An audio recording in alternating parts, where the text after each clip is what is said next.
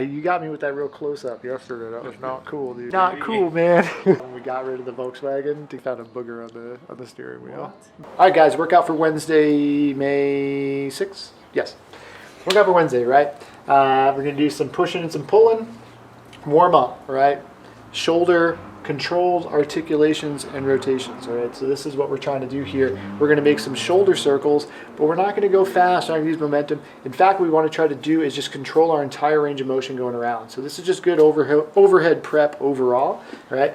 But whenever I try to bring my arms up, first let's think about with two arms, right? If I was trying to bring my arms up overhead, what I want to try to do is stay one, engage through my core so I'm not arching through here, and two, trying to keep my shoulders back and down so as I pull up here, I'm not shrugging to try to get. So if I'm here and I tell you to bring your arms overhead and I'm coming here, most of us somewhere right around here start to get pretty tough, right? And what do? We either start pulling our shoulders up or we lean back, right? So what we want to try to do here is just try to get through this range of motion without compensating and without really forcing anything. So we're going to do it one arm at a time. And what I'm going to have you do is we're going to bring our arm up as far as we can. And again, we're not shrugging. And then once I need to, all right, I'm going to turn that hand down and I'm just going to finish that circle, right, and come all the way down. Then what I'll do is from the bottom, I'll take the same position, I'll work my way back up. So I'll take the back of my hand, I'll come up toward the ceiling, try to get as much or as high as I can before I need to turn it back over, and then I'm going to bring that back around to the front. All right, we're going to do maybe 2 or 3 of those in that 60 seconds on each side. Other option we could do is from a half kneeling position. So I'd be here, and all that does for me, again, is make this a little bit tougher to not compensate through the rest of my body. So we're going to spend a minute on each arm doing that. Then we're going to go into 2 rounds. Most of this is, or pretty much all of it's on the floor, right? T-spine rotation. So I'm going to be down in all fours. I'm going to bring my hand behind my head. I'm going to bring my elbow across, trying to rotate my torso. And then I'm going to open up as far as I can, all right? So I'm not just cranking on my neck. I'm trying to keep this elbow like it's coming out of my ear, and I'm lifting up toward the ceiling, and then I'm going to rotate back.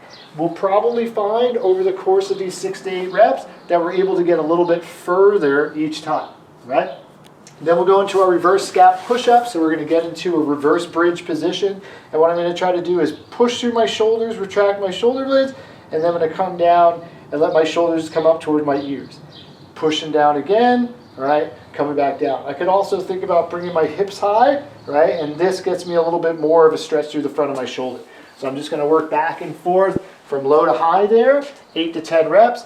And then down dog to a Spider-Man. So if I'm in my down dog position, I'm pushing actively into the floor. I step out into that Spider-Man. I can bring my elbow down. If I want to add in a rotation, I can do that. All right, I'll push back to downward facing dog, maybe pump the feet, come with the other side onto that Spider-Man. So 3 to 5 each side, and we're going to go through that for 2 rounds.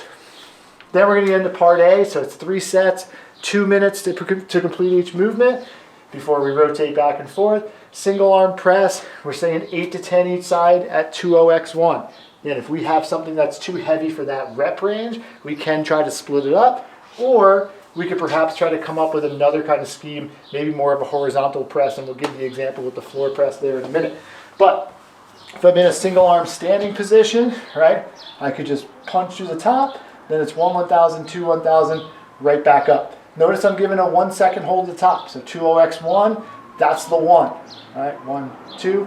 Ways to make this tougher. All right, I can get into a half kneeling position, press from there. I could do this even from like a split stance position to make that tougher. If I need to make it easier, right, I can go into a push press. Other option would be if I have 2 dumbbells, would still be to do the single arm press, right? But I could alternate arms. So I'll press one up, 1-1000, 2-1000, other one up, 1-1000, 2-1000. So there, right, if it's 8 to 10 each side, I'm looking 16 to 20. Then a single leg Romanian deadlift, right? We're working on this a lot, keeping that front foot or front knee flexed. This back leg is going to reach back through the wall behind me, and this is going to be my hinge position. I can hold 1 dumbbell in front. I can hold 2 dumbbells in front. All right, wherever I want to work that. We got the palms rolling. So it's 3 sets of each of those. Then we're going to go into a 20-minute EMOM, right? Minute 1, 1 Turkish get up each side, right? These should be nice, slow, and controlled. At least 10 seconds to finish the rep, all right? If what you have is quite light, maybe we could sneak into doing 2 each arm. Otherwise, we just want to maybe pause in each position, control that. Then we're going to go into 40 seconds of what we're going to call a gorilla row, right? But this is really a bent over row where we have 2 options. If we have 2 dumbbells, all right, I can be here. I'm going to pull one up, come back, pull the other one, all right?